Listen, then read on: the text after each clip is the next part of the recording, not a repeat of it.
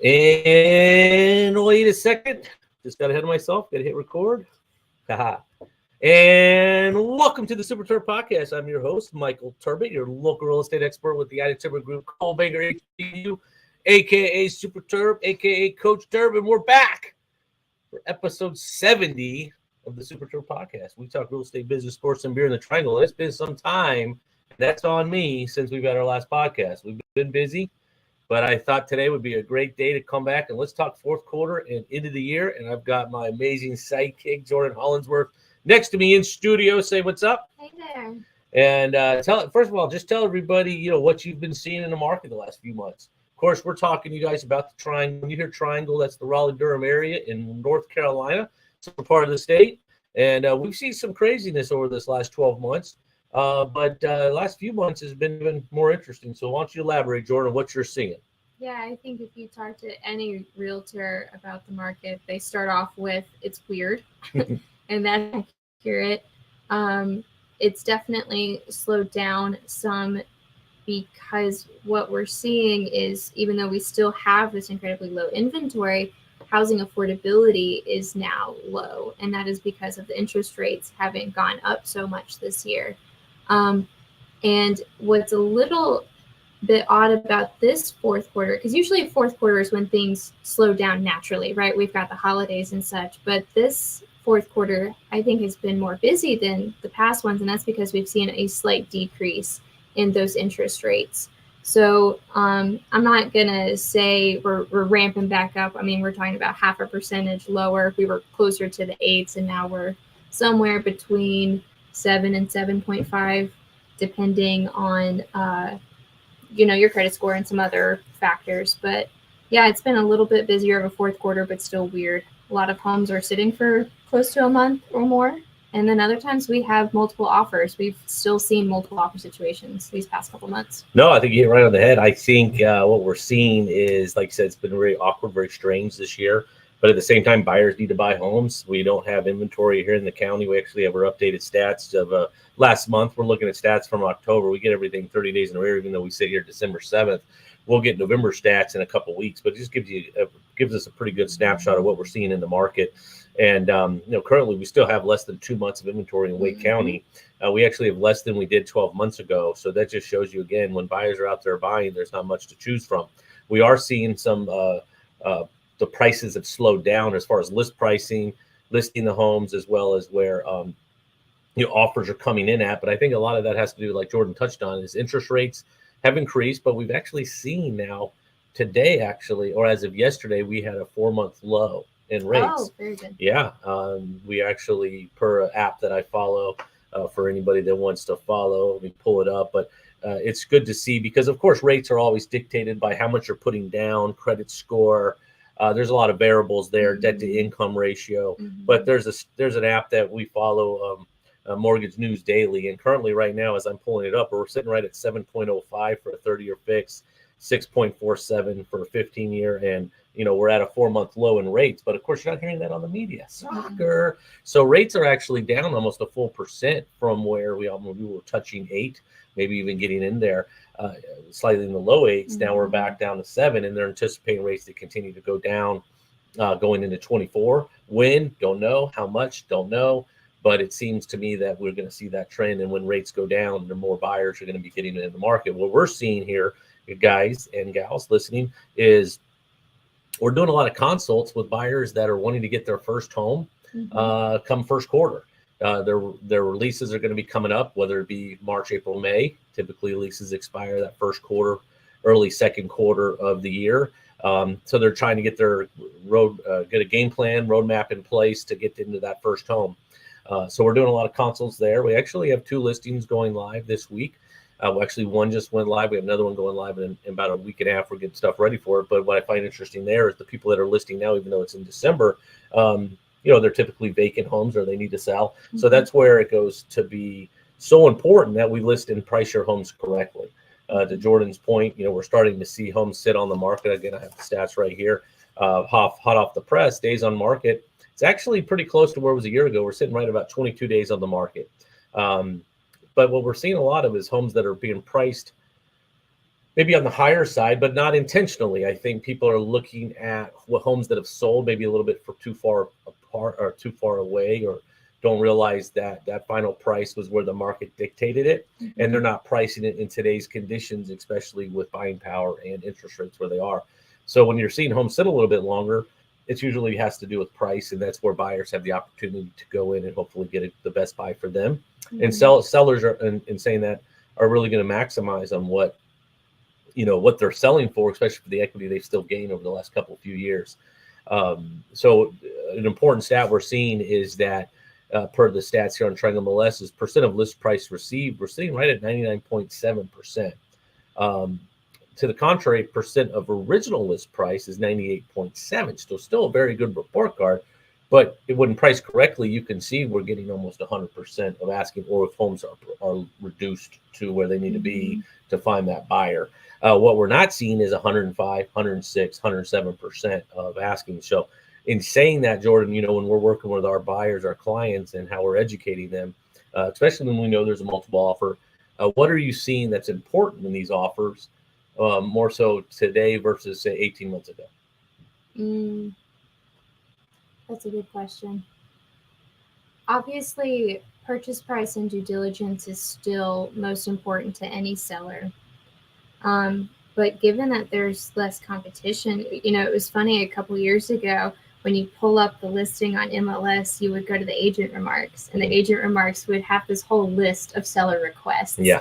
They would be like, we want to close this date. We want to rent it back for free for this long, and nothing conveys. And we would do that. Yeah, we'd have to do everything. That was what it took. But nowadays, I don't know. This actually leads me to a question to you. Like, how does this compare to before COVID? I know that was a few years ago, but how long were those houses sitting, and what did those offers look like as far as 98%, 99% of asking? Yeah, no, it's a good question there too. Before COVID, we still didn't have a lot of supply.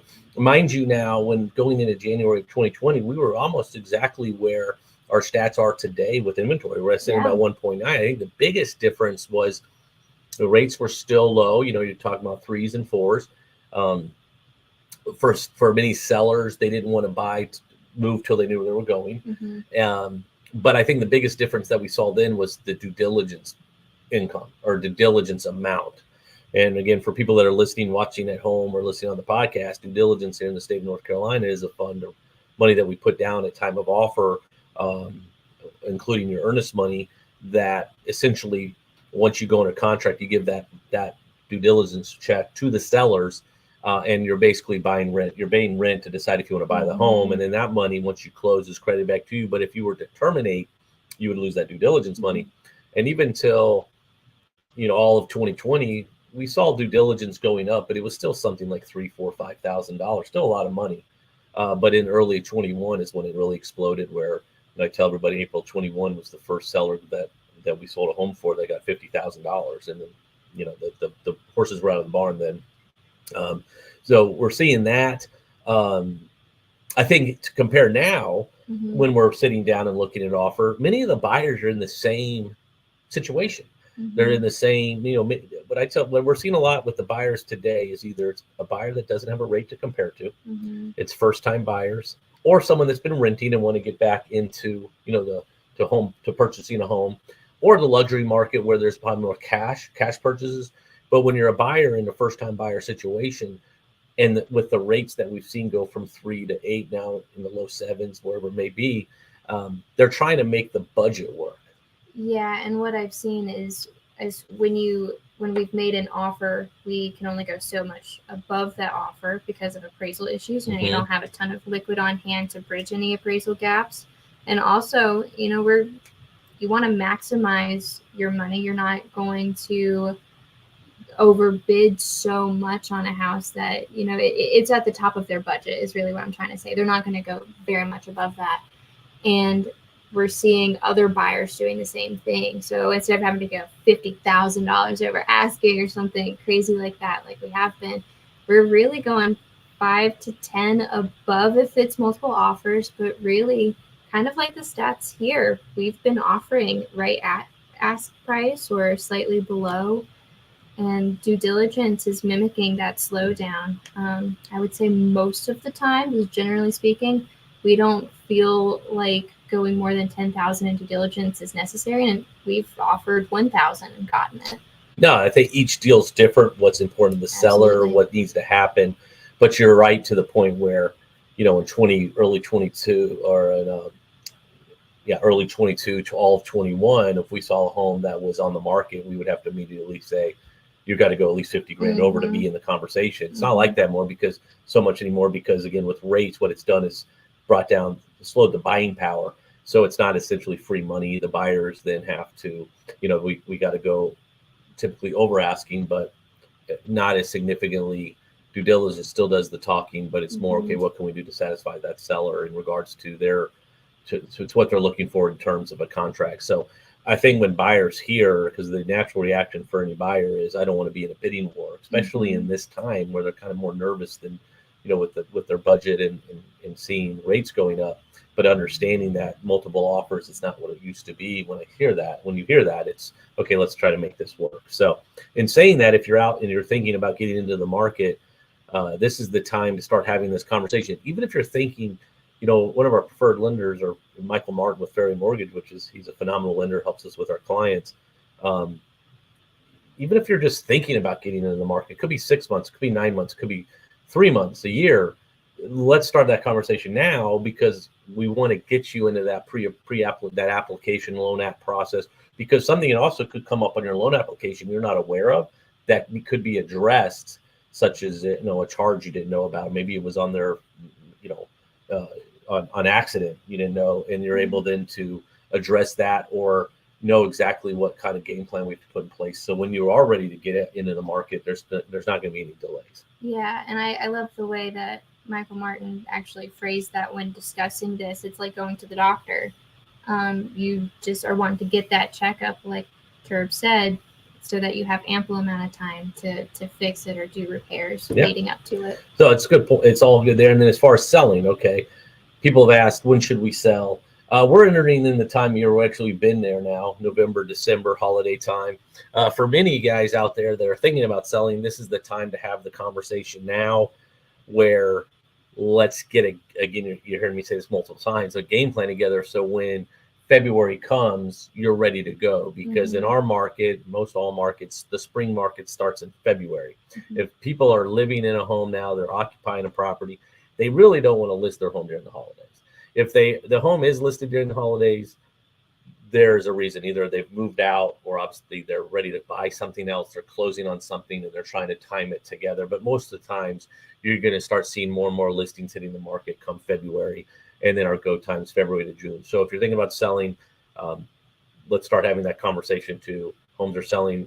We just put, like I said, we're having a couple that went active, and we're hoping to have them closed by end of the month or January.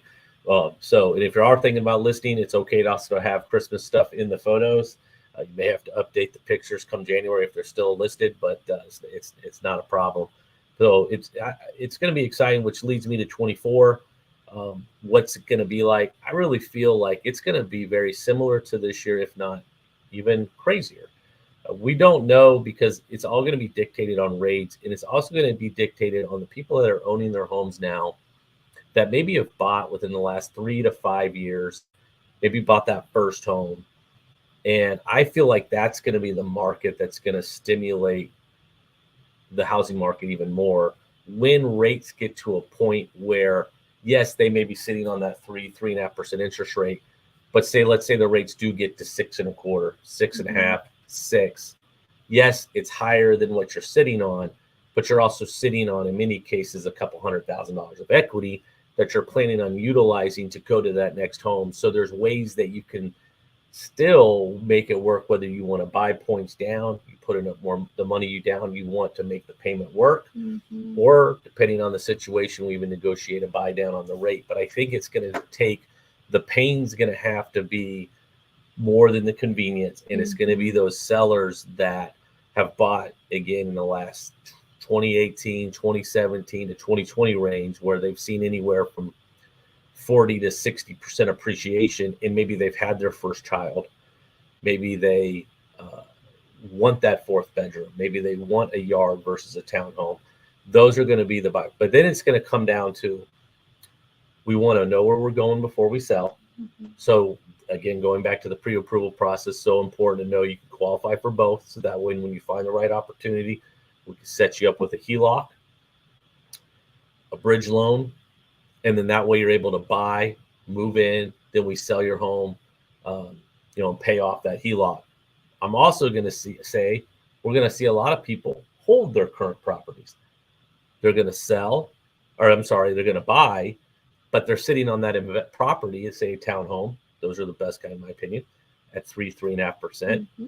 They're just going to hold on to it. They're going to rent it out, and they're going to start their investment portfolio that way, and then move into their next home. Mm-hmm. That's what I see happening as rates come down and people get more used to the rate. I think with rates going up so quickly over the last couple of years, touching 8, which still on a historical perspective, still very low, but it's not low when you're sitting on the rates you are, that many people are. So in every market too that's listening out there, it's different.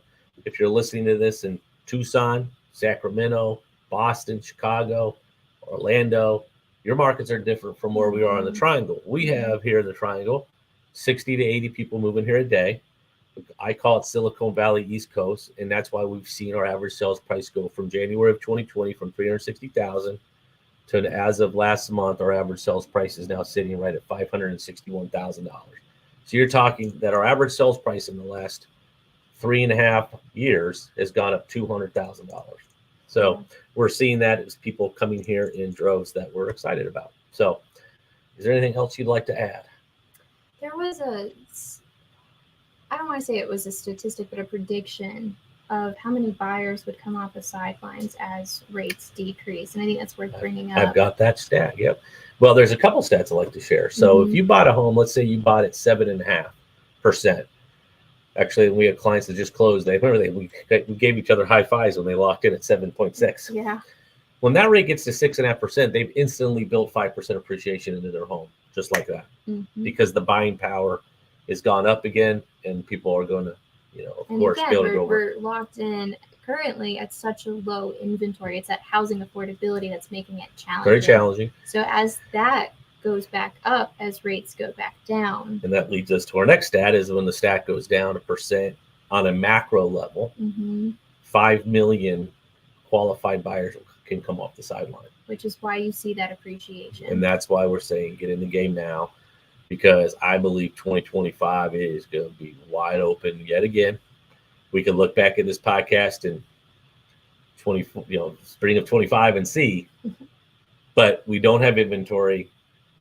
You have to have a bubble. You need inventory. We don't have it. The Feds accomplished their goals up to this point, slowing things down, inflation, the rate hikes. But an article came out just last week, and I know there's a lot of information, but they're expecting the Feds to drop the rates up to 6 times next year. When I say rates, that doesn't necessarily mean mortgage rates, but the short-term loans, the credit cards, the car payments, the HELOCs. And that's going to, again, provide what they're going to start doing then is they're going to want the economy to be stimulated. And that's what you'll see those rate drops. So it's going to be a very interesting time. We're excited. But before we go, I want to get into the holidays. This is my favorite time of the year. So tell me real quick what you guys love, what you love about Christmas, New Year, or just this time of year. Do you have any traditions you like to share with Podcast Land? Yeah. Honestly, I don't know if we have any specific. Now, you and Asa, your husband, you guys are probably going to start your. See, it's funny, not to interrupt you. Yeah. I'm good at that. I'll be married. 20 years next year. But it's funny, Leslie and I, when we first got married, it was like you kind of carry over traditions maybe that you had with your families, and then you start traditions with your family. Yeah. So. Yeah, we've talked about. So our favorite part is definitely spending time with family, without a doubt. But my husband and I actually started talking about maybe having birthday cake on Christmas, just because, we're Christian and it's Jesus' birthday. So that's a tradition that we want to start. Yeah, that's really cool. I like that. Do you guys usually go to church on Christmas Eve or Christmas? We usually just watch it. If it's close to the holidays and we're traveling, which we're young and have nothing holding us here, we go see our grandparents where travel is a little bit more difficult. So usually we're not home, and so we watch it together, snuggled up on the couch with some cozy blankets and hot chocolate. There's nothing like it. Yeah, it's we got our Christmas stuff out the Saturday after Thanksgiving. That's typically when we do it, and it's my favorite time of the year where the light, the tree's on, the stockings are up. Elf on the Shelf is returned. Yeah. And it's just a lot of fun. And I've got my eggnog and some other beverages that I enjoy. You gotta get the spiked one. That's the thing. You like that. So that's but I like this time to slow down. It's also very difficult for me because, as you know me, I like go. I like action, and when people aren't buying or selling houses, I gotta get the shakes. God forbid they have family time, but I feel like that. And then you always have that period of after Christmas to New Year's where really no one knows what time it is, what day it is. It's just kind of there. I love it. So I know, and that's where I've told us after the 18th, I just want us to concentrate on just chilling out. Of course, helping our clients. Don't get me wrong, but enjoying the moment because we're going to blink and it's over. It's something that I touched on in my letter of the heart this month that. It really sets home. I mean, I turned 45 in November, and it's hard to believe. Like right now, that number to you seems like outrageous. You're gonna hear you hear people down. Oh, you're a baby, Before you believe. Even now, people are telling me I'm a baby at 45 when I talk to other people older than me. But it just really makes you realize. Like my son's 15, my daughter's 12. We've got, depending on college and what have you, just a few more Christmas is a family of four. So it's just really important that we just appreciate each and every day. And we had a speaker yesterday at Triangle Top Producers, and it was great because he was actually talking about a relationship with an agent that he had, and it was about relationships and personal touches, things that we do, gifts and pop-bys, and listening to your clients and being there, and where you ultimately become friends. That's our goal with every client that we meet. And but God had a different plan for this agent of his friend and agent, and he had got cancer at 44, and ended up passing away. And but right before he went to hospice, there was nothing else they could do, not to be a downer here, but he took his friend to called his buddy and said, "Hey, I want to go to Chewy's and get lunch," and he when he said, "I want to talk about football. I don't want to talk about being sick, but I want to tell you one thing is that I'm on the doorstep of eternity right now, and it took cancer for me to realize how important every day is." And we say that, but we also take it for granted too, because I'm sitting on the doorstep of eternity. You are too. So enjoy every moment out there, guys, that are listening to this. We appreciate you. Again, I'm going to make it a priority to have our podcast back on a regular schedule. Just been, because of you, busy, and but still no excuse. We want to get local businesses owners back on, entrepreneurs. I want people to tell their story, and then just enjoy every day and just appreciate what you have, because I think it gets very easy to lose that. It is. And especially when you're tied to your calendar and you're looking at the next day and the next day, you're living in the future rather than enjoying the moment. Yeah, down. The thing that he also mentioned, when you're young, time can't go fast enough. When I don't sit here going, I'm 45 and a half. I'm not, by the way. I just turned. I'm 45. Yeah. I'm 45 and 1/12, right, or whatever. But when you're young, you'll have someone say, "I'm 12. I'm 5 and a half." Yeah. Or I'm 14 and a half. And then when you get to a certain point, now you're like, wait a second, hold on. Even though I'm a huge, obviously, Panthers fan, terrible year, tough year, but I also know come next season, it's another year that just goes like that. When people are like, "Oh, you're a few years away," I'm like, "No, I'm not. I don't want it. I want it now." Yeah. So anyway, but I hope everybody just kind of realizes that and how blessed we are. I appreciate you. Appreciate everybody out there. If there's anything we can be doing to help you accomplish your real estate goals. If you know anyone out there that is looking to get into home ownership, starting to create wealth, let us know. I think specifically, I want to concentrate, because I think I saw too, I know I was about to go 4 times now, but the average first-time homebuyer thing is now at the age of 26. So what does that tell you? If you go to college, which not everybody does or has to, but let's just say you go to school and you graduate at 22. Where are you going? You're either going to rent, or many are moving back home. The amount of multi-generational families we're seeing in this market is pretty incredible too, where more families under one roof.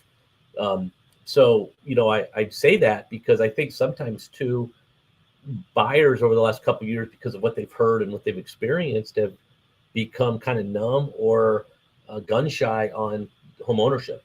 And I think there's opportunities out there for that first time buyer to get into that home, and it's not as difficult as you may think. So in saying that, let's have that conversation. All right.